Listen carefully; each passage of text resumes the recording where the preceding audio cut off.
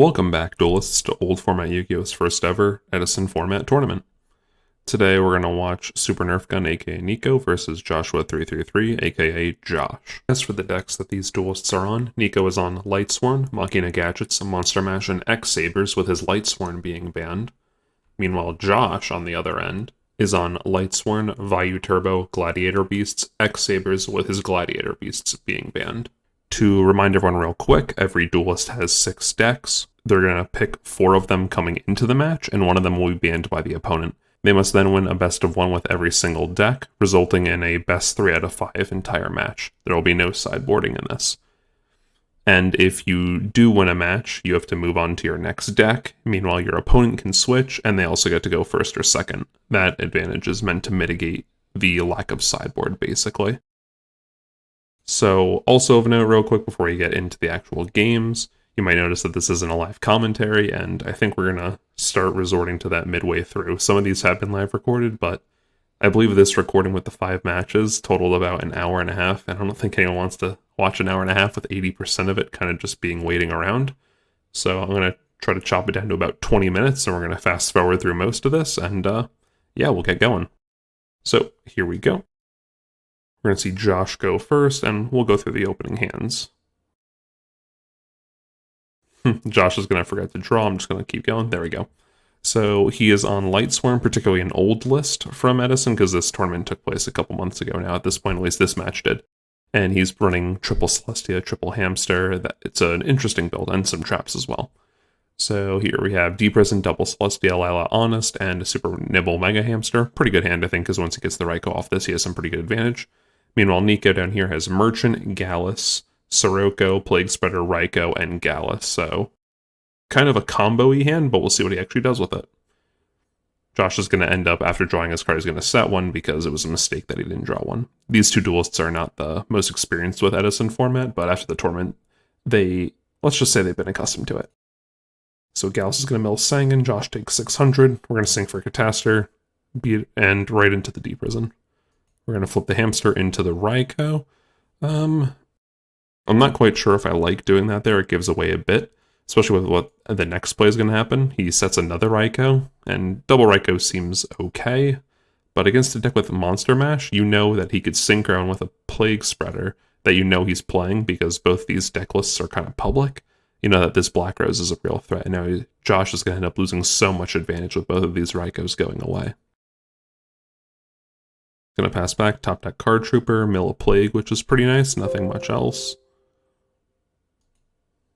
We're going to have a computer ding go off, which is always fun.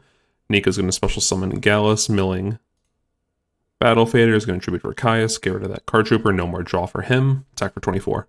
Lila's going to attack and drop Honest for trading. I don't know if I super agree with that, in my opinion, because now if, theoretically, Niko could OTK, which is a real possibility with Monster Mash, Josh could have just summoned Lila and passed, and then Niko kind of has to play the guessing game of, oh, does he have Honest, does he not, and see if he can play around it. It's a little iffy because he could also just try to remove Lila, but it's a toss-up either way. I am not a fan of the play, but who knows what is actually correct. Also, shout out to the hand with 3 Celestias in it. Niko's going to draw Gores, set Raikou, he's going to tribute Celestia, and he's going to mill double Wolf and type in LOL as Niko, I believe, admits to... Oh, does not admit defeat, my apologies, because of Gores being dropped. So here's a fun play. Josh sinks Brio with the Plague Spreader Zombie, and obviously he bounces the Raikou, but the next play we're going to see is something quite fun. Josh goes right to battle phase and attacks the Merchant. Now, this is because, according to Josh, being new to the format, of course, and he's used to playing Yu-Gi-Oh! After Brio was banned, he thought that Brio was like once on field or once on board, and he just thought like, hey, no matter what, I have this game. However, we're going to see Niko mill basically his whole deck, and I think you can understand where this is going from here. He's going to add Heavy Storm. He milled double Dandelions of note, as well as a couple other cards, which we'll go through in a sec. Let's take a look. He milled a Vayu. He has a Sirocco as well. Dark Samorc could come up. Actually, he does have a Dark and a Wind in his hand, so he can special summon that immediately. Level Eater's pretty good as well, but only 1 Vayu, so nothing too bad yet. Fast forward, Josh is going to clear some tokens. And he's going to tribute Celestia to get rid of all the tokens, but here we go. We're going to see value, see level leader, Ryza, attack and attack. And now Niko's in the driver's seat. Special Gallus, deal 14, which is nice. And that's basically game. So, bad beat for Josh, definitely. I think he makes up for it in the rest of the series, but I'll see you guys back in game 2. Alright, we're back with game 2 here.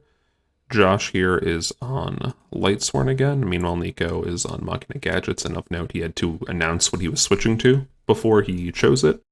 And Josh opts to go first, because why wouldn't you? Especially if you just lost game 1. And you have the right to. Waiting for the first draw. There we go. Josh is opening up Raikou, Super Nimble Mega Hamster, Celestia, Charged Light Brigade, Monster Reincarn, and Lumina. Pretty strong hand, honestly. They can go set Hamster, set Raikou here, and I believe he just opts for the Raikou. Niko, on the other hand, opens Gadgets, Cyber Dragon, Green Gadget, Smash and Grind, Mirror Force, Machina Fortress. Another pretty good hand, I would say. You can do a lot of recurrence with Machina Fortress with this hand, but we'll see how it actually plays out. Otherwise, not too much defense, not a lot of traps right now. This is going to search Gadget, gonna attack, Raikou pops, Raikou's going to mill a wolf, which is nice. Special Cyber Dragon, Celestia. I'm not a big fan of this play, just setting the 2 cards because Niko is aware that Josh plays 3 Celestia, but what are you going to do? Josh mills literally nothing of importance and is going to get in for 23. And Niko does have a great answer for it. So special Machina Fortress. Of note, Niko ditches the Gadget instead of the second Machina Fortress. I think ditching double Machina Fortress is kind of the obvious play, I would say. But I do like it because it conceals some good information, because Machina Fortress is definitely an annoying card to out, and it's a good gotcha later. Either way, he's going to attack over, no fear of honest. Get it with Gadget. Josh is just going to set Hamster, and Niko's going to summon Gadget and keep getting in there. Now, of note here, Raikou is going to pop a Gadget, not the Fortress, because Fortress, if you target it with a monster effect, you get to look at the opponent's hand and then rip a card from it, which is pretty annoying. However, I believe next turn, Josh has something a bit cool, because he ripped the wolf, thankfully, off the Raikou mills. So now he gets to set the spell cards in his hand, then tribute Celestia, Celestia pop both, and then gets to hit the Lumina out, which isn't as devastating as hitting a Charge or a Monster Reincarn, because, I mean, Charge searches any card in your deck, basically.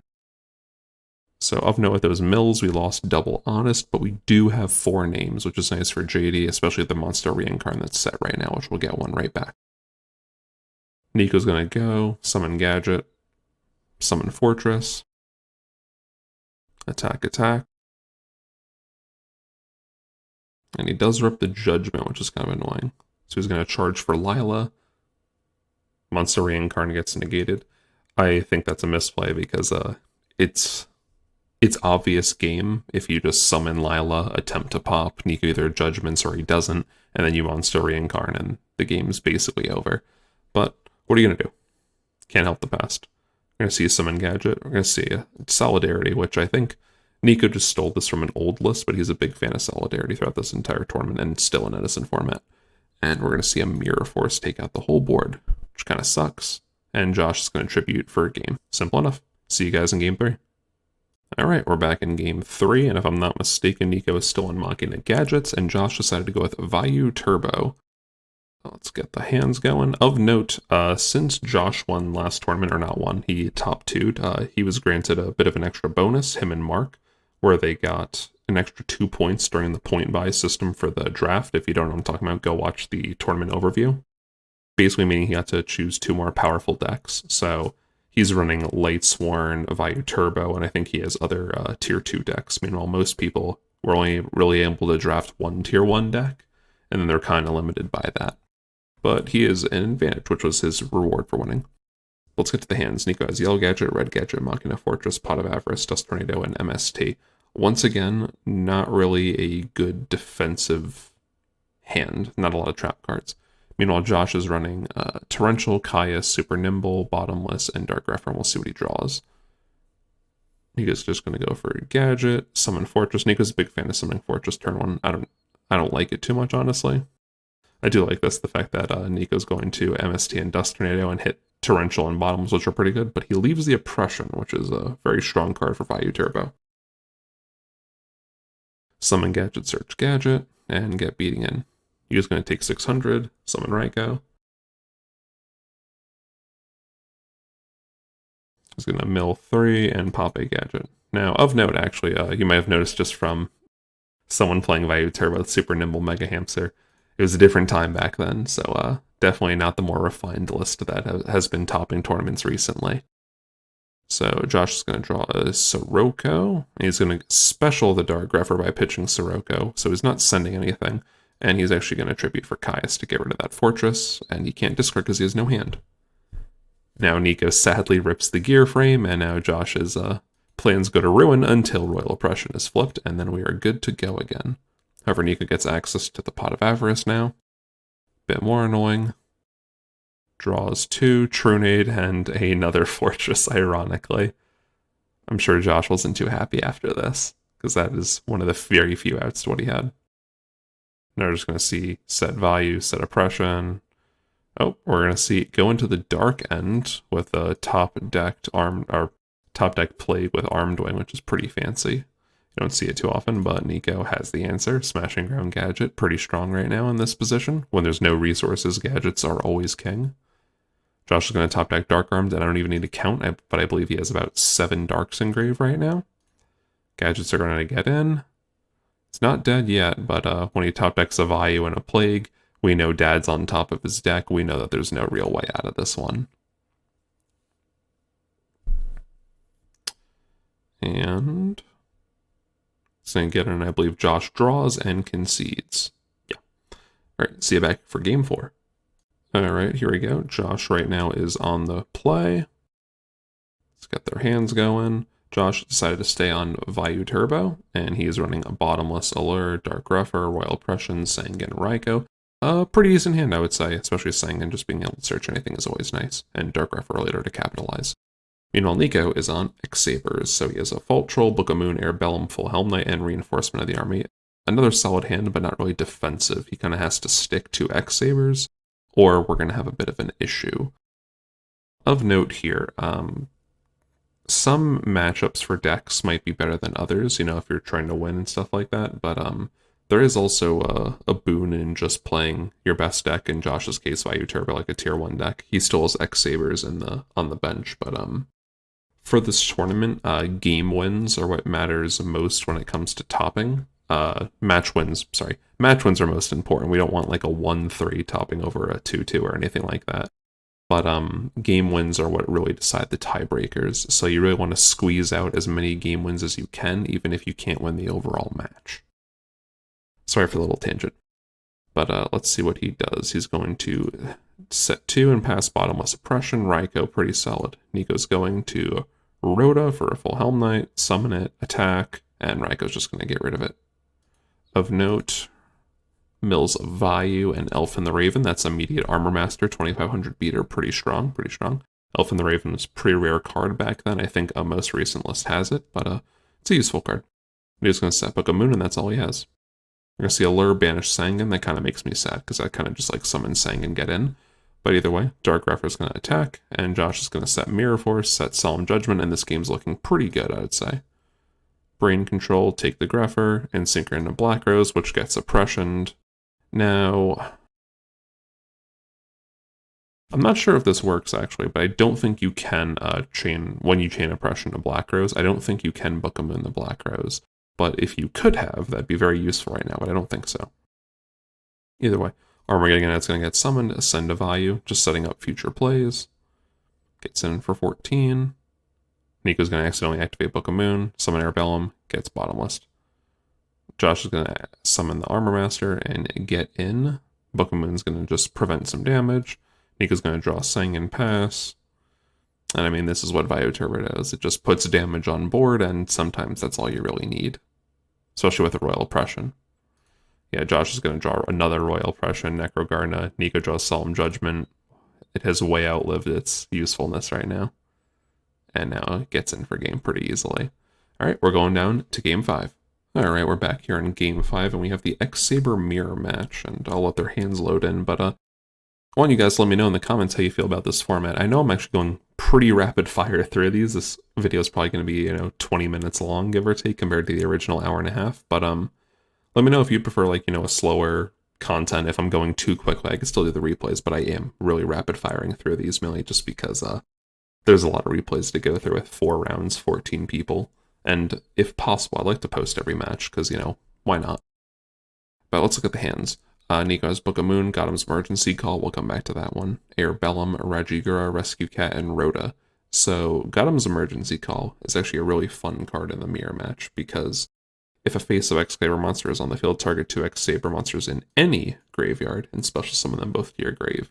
So you can actually mind games your opponent if like they activate it and then you chain yours to take their targets.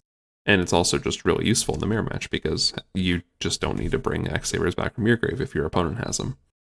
On Josh's side, he has Giant Rat, Full Helm Knight, Arabellum, Gore is very useful on X Sabers, and Rhoda. And you'll also notice that Josh is on right now 46 cards, I believe.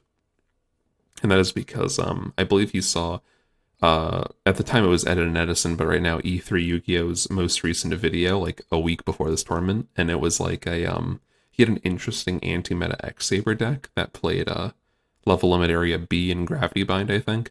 It was a very interesting list, and he decided to try it out, but problem is it's good against meta, not too good against probably the mirror match, but we'll see what happens.